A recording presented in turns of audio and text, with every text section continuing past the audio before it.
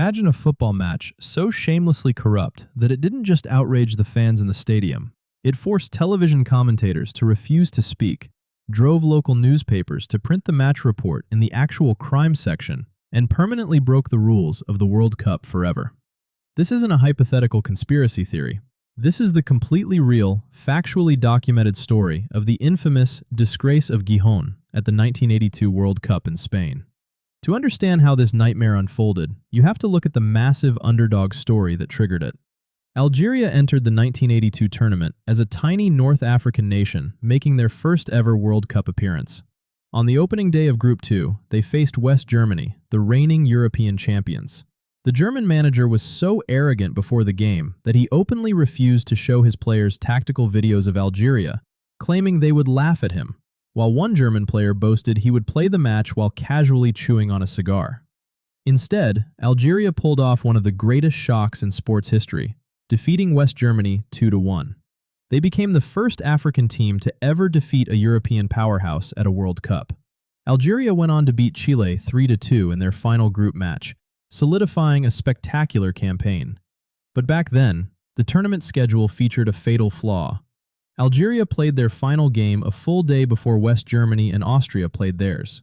Because of this scheduling oversight, when West Germany and Austria stepped onto the pitch at the El Molinón Stadium in Gijón on June 25th, both European teams knew the exact mathematical equation required to advance.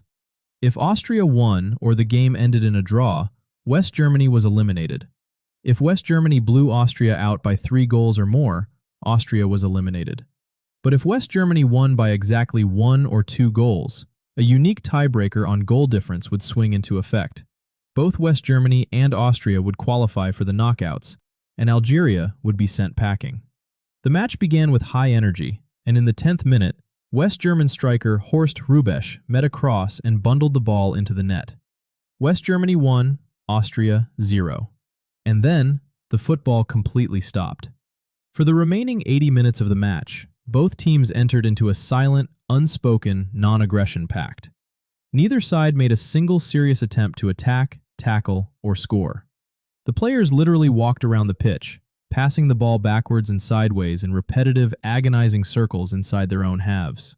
Statistics later revealed that during the entire second half, there were only 3 total shots, none of which were on target, while both teams maintained a safe, risk-free pass completion rate of over 90%.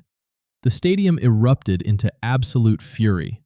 Algerian fans in the stands began screaming in betrayal, waving actual banknotes at the players to signal that the match was visibly fixed. Local Spanish fans chanted, "Algeria, Algeria," in solidarity, and one devastated West German supporter even lit his own national flag on fire in the stands out of pure disgust. The global television broadcast turned into an absolute circus.